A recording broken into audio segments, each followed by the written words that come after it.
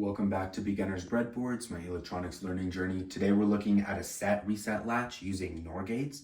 So what we're using is a NOR gate IC. It's the SN74HCO2N. This is a NOR gate with an IC with 4 NOR gates within it. So starting with the NOR gate truth table, what it is just a reverse OR.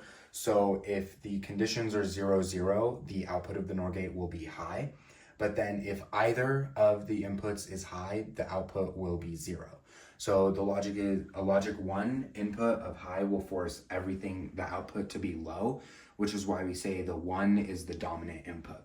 So for the set reset latch, we're using 2 of these NOR gates. And so what we have them connected to are these 2 buttons, which we're calling set and reset. Their default state is that they're grounded.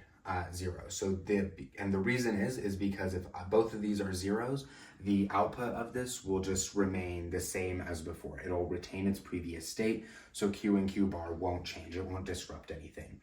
But let's say the 5 volts here going into the first one is high. This will force Q bar to 0 and then Q to be high, which means this green LED will glow, saying that it's set. But then if we press the reset button, this Q will become low and then Q bar will go high, which means it's reset.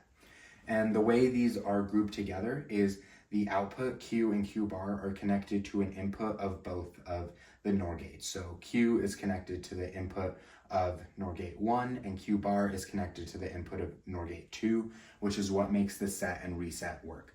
But what's also about this is if you press both of them, that's an illegal condition. A 1-1, it just can't happen. So if set is high, Q bar will go low and then Q will go high. And then if reset is high, Q will go low and then Q bar will go high.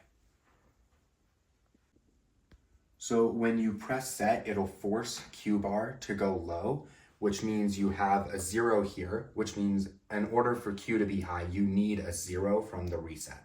And same thing in opposite. So if reset is pressed, that'll force Q to go to low, which comes to the NOR gate 1, but you also need a 0 from set to actually make Q bar high.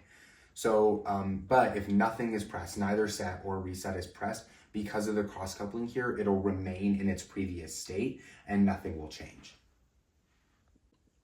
So this is just the diagram for the IC we're using with the 4 NOR gates inside of it. And so this is everything built on the breadboard. We have our set switch and our reset switch, everything connected to the NOR gate. And then Q bar is coming in from the red LED, and then the Q state is being shown in the green LED.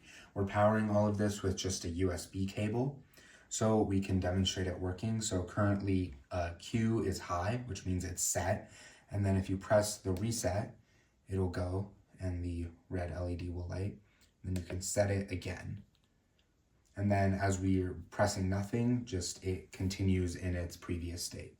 So we can press reset, the red LED will light, and then pressing set, the green LED will light.